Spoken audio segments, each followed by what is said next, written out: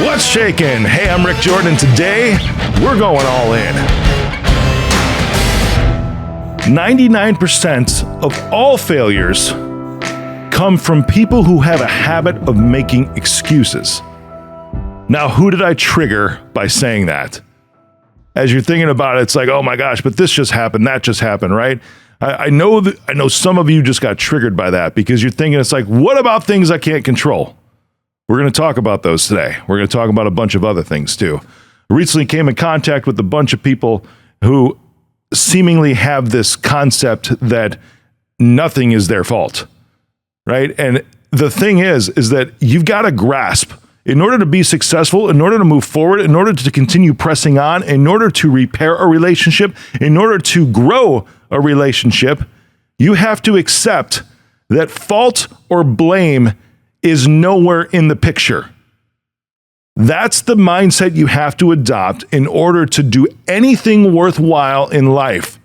Because 99% of all failures come from people who have a habit of making excuses. Those excuses look like those things, but it was that person's fault. Placing blame is an excuse. And get this, even placing blame on yourself is an excuse, because that's when you get into this victim mode, to where you're like, oh, but I just don't have the ability to, or this happened to me, or you know what, I just was in the wrong place at the wrong time. This I, that's a bunch of BS. That's victim. It's horrible. In order to move forward, to grow, you have to stop making excuses and start practicing acceptance. That's the bottom line. What does that look like? Acceptance is just starting where you're at right now.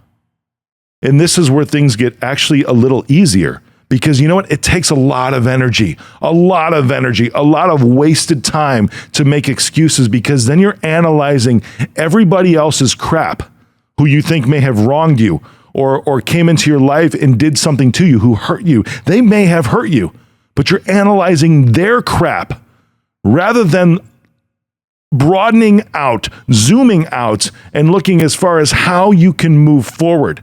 Acceptance is all about moving forward. Making excuses is in the past. You're keeping yourself stuck there, anchored in things that can no longer be changed. That's what making excuses is. Making excuses is living in things that can no longer be changed. Acceptance is doing something now in the present.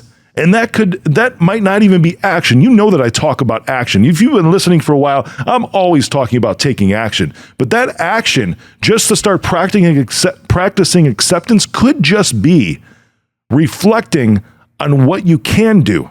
Maybe it's blocking out an hour if it's your business, blocking out an hour in an afternoon because you got a bunch of junk going on, and just freeing that time for some headspace for you to just contemplate what some solutions could be, what some right questions could be to move forward, to get out of that rut that you're in presently, rather than living in the past as far as what causes and everything. Now, you can learn from all that, but if you wallow in that, that's where you get stuck in this making excuses. Practicing acceptance is about moving forward.